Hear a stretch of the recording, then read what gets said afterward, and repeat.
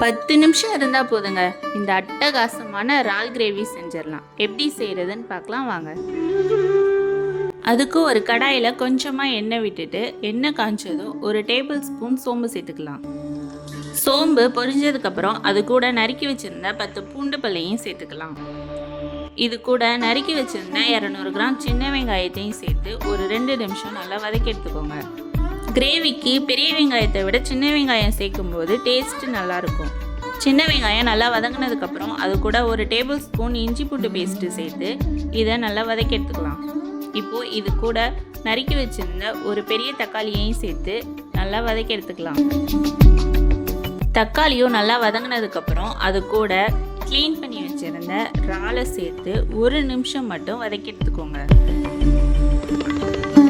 இந்த ஸ்டேஜில் 1 table spoon மஞ்சள்தூள், தேவையான அளவு உப்பு சேர்த்து இதை ஒரு வதக்கிக்கலாம். இதை வதக்குனதுக்கப்புறம் இதை ஒரு மூடி போட்டு ஒரு 2 நிமிஷம் மட்டும் வேக வச்சு எடுத்துக்கோங்க. இறாலில் உள்ள தண்ணியே இதுக்கு போதுமான அளவு, அதனால எக்ஸ்ட்ரா தண்ணி எதுவும் சேர்க்க வேணாம். இந்த ஸ்டேஜில் 1 டேபிள் ஸ்பூன் மல்லித்தூள், 2 டேபிள் ஸ்பூன் மிளகாத்தூள் சேர்த்து அதோட பச்சை வாசனை போகிற அளவுக்கு இதை வதக்கி எடுத்துக்கலாம். இந்த கிரேவிக்கு மல்லித்தூள் கொஞ்சமாக சேர்த்தாலே போதும்.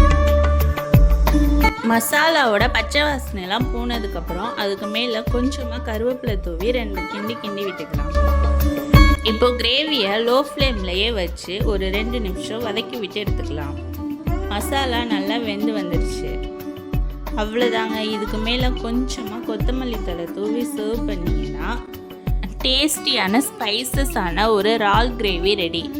இந்த கிரேவியை ஒயிட் ரைஸ் கூட பெரட்டி சாப்பிட்லாம். அப்படி இல்லாட்டி சாம்பார் சாதம், ரசம் சாதம், தயிர் சாதத்துக்கு சைட் டிஷ்ஷாக கூட சாப்பிட்லாம். இந்த வீடியோ பிடிச்சிருந்தா லைக் பண்ணுங்கள், ஷேர் பண்ணுங்கள், கமெண்ட் பண்ணுங்கள், மறக்காமல் சப்ஸ்கிரைப் பண்ணுங்கள். பக்கத்தில் இருக்க பெல் ஐக்கானை கிளிக் பண்ணுங்கள். அப்போ தான் நான் போட்ட வீடியோ உடனே வரும். தேங்க்யூ.